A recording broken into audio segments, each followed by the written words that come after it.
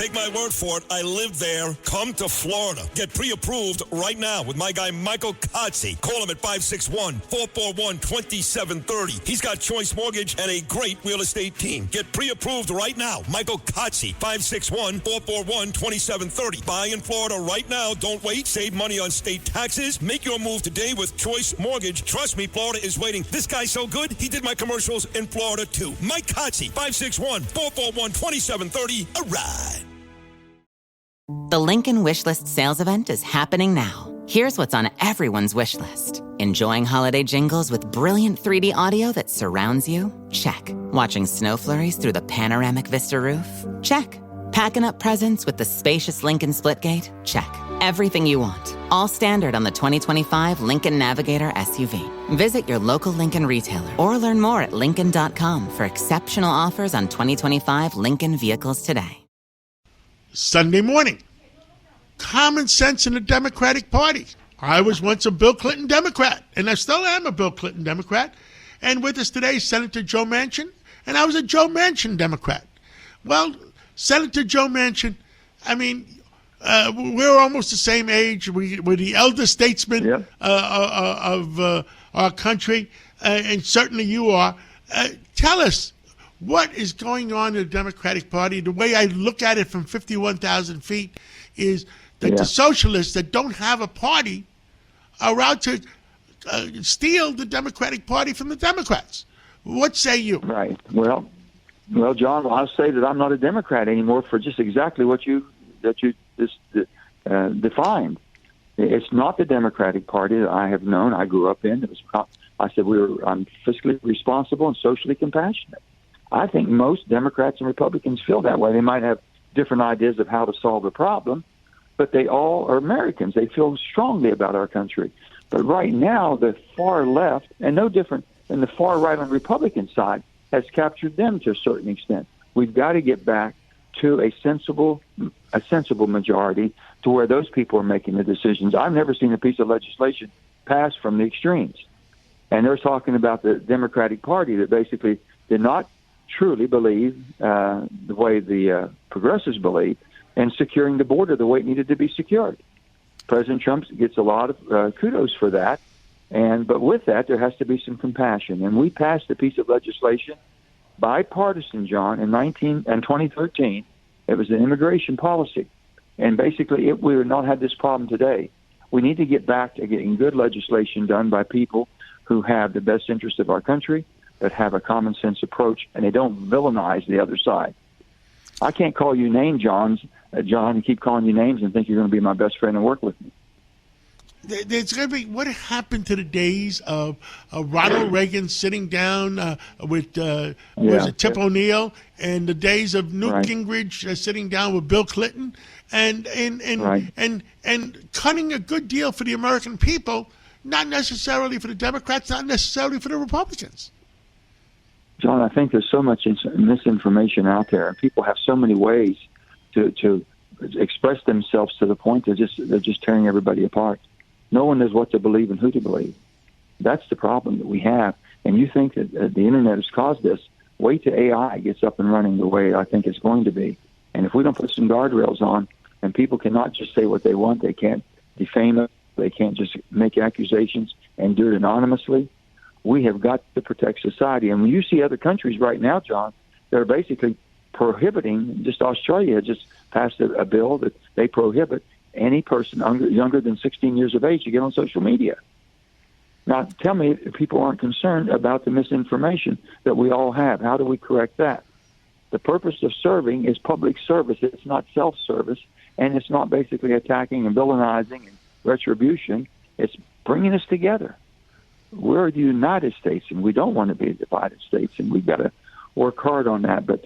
And the progressive, the far left Democratic Party, John, you and I both know, they keep saying, oh, this is where it's going. Look, that's where the party is. That's where the power. John, they haven't won an election from there in any swing state. The Tennessee race where there was a lady running, and she came within 9 points. They said that was a good loss. There's no such thing as a good loss, John. The bottom line is that was a pickup for a moderate Democrat if they'd done had the right candidate.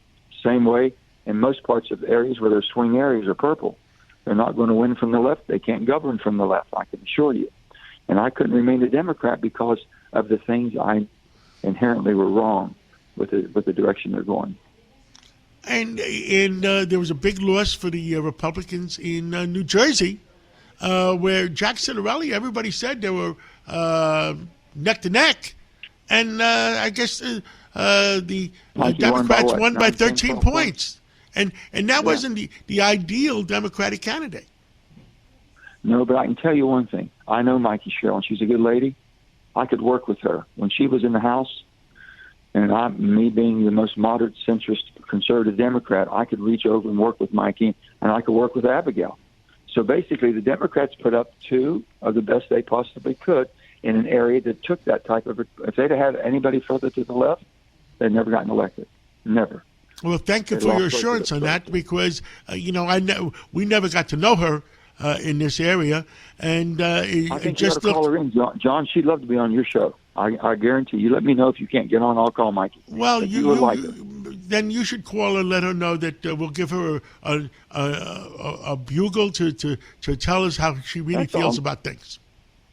And if she's changed differently from what I'm thinking, then so be it. I don't know that, but I knew I could work with her and talk with her, and she was a very common sense type of a person. Well, like I said, I trust you like I trust Bill Clinton. He tells the truth. Yeah. What else would you like to tell the American people? I just think basically we're in the most holiest of seasons right now, the blessed holidays that we're in. We want to thank everybody and bless them for this season, and hope they enjoy their family. And we've got to calm down a little bit. We've just got to calm it down. Everyone should want your elected leaders to do well. And you don't have to be scathing against them and saying, I hate this person, hate that person. Just say, listen, I disagree. I wish they would consider something else. When you're opposed to something, John, have a better idea of how to make it better. Don't tell me, say, Joe, I'm really mad at you because I don't like it. Why don't you just say, hey, Joe, could you consider doing something a little differently? Maybe it'd be better received. Maybe we could work together. And everyone's they're in attack mode. We have got to get out of attack mode. You are not the enemy. And the American people aren't stupid, John. They should sit down at the same round table and do what's best for America, best for New York, or best for every state in the Union. Well, New York is our flagship as far as New York. What else can I say about it? I enjoy every minute I'm there. But it's still a city that, it's a very complicated area. And you have a new mayor now. And I would tell everyone, whether you agree or not, whether you support it or not, the person got elected through the process. You got to do everything you can to hopefully he'll be successful in helping and be able to speak truth to power and make sure that you're going to speak out and be able to correct the things you think he's doing wrong. That's all. Senator, the fraud that's going on in Minnesota, $1 billion. How does that happen in the United States of America? I have no idea how I don't. And let me tell you, anytime you throw that much money, during pandemic messed our country up, John. Pandemic put our mindset that someone else owes us. Someone has to take care of us. And when we start pouring out, we run the country around $6 trillion. It's taken about $7 trillion now. It used to be about five and a half. That's how much more it takes to run our country. And what we do, we borrow money, we go in debt with $38 trillion. What happens when you have that much money going into a system? Just to give you one example, just during 2020, we put $3.2 trillion additional because we were trying to fight off COVID and keeping our economy from crashing. And what really happened? We put so much money out, and then we came back when Joe Biden got elected and put another $1.9 trillion. Now we're up to 5.2. Within a period of 1 year, John, we put twice the amount of money that it takes to run our country. There's no way you can monitor that. Senator, there's no way you can digest it. I'm just going to give you from 51,000 feet. How much of that went to fraud? Oh, I couldn't say. I've heard estimates up to 20% or more. I've heard even more, but that is very sad that we need the checks and balances to make sure that our taxpayer gets their money's worth. Well, and I'm telling you, and I would say this to President Trump right now. I know they're talking about sending checks and things like that. I don't think we need to send any more checks to Americans. Just give them an opportunity, give them some stability and a clear direction of where they need to go, take care of themselves. John, remember this. Government should be the best partner you've ever had. it should not be your provider, but it should have the compassion to take care of those who can't take care of themselves. And that's where we have to be. And we're getting more and more people that could be helping themselves a little bit more than have in the past. You know, the great generation is just about finished. Senator Joe Manchin from the great state of West Virginia, thank you so much for giving us some common sense Democratic opinions, and look forward to talking to you again real soon. Well, John, I wish you the happiest and Merry Christmas and the happiest of the New Year. And thank you for what you do to continue to let people understand that there are people out there that really love our country, that want to do the right thing. And you're not the enemy if you're a Democrat or Republican. You just can't be extreme. Don't make me believe something that's not doable and something I'm not going to live my life by. So sit at the same round table and make a deal for America. Absolutely. It's all about America. Thank you, John. Thank you. Take my word for it. I live there. Come to Florida. Get pre-approved right now with my guy Michael Kotze. Call him at 561-441-2730. He's got Choice Mortgage and a great real estate team. Get pre-approved right now. Michael Kotze, 561-441-2730. Buy in Florida right now. Don't wait. Save money on state taxes. Make your move today with Choice Mortgage. Trust me, Florida is waiting. This guy's so good, he did my commercials in Florida too. Mike Kotze, 561-441-2730. All right. Hey, Ryan Reynolds here. Wishing you a very happy half-off holiday, because right now Mint Mobile is offering you the gift of 50% off unlimited. To be clear, that's half price, not half the service. And Mint is still premium unlimited wireless for a great price. So that means a half day, yeah?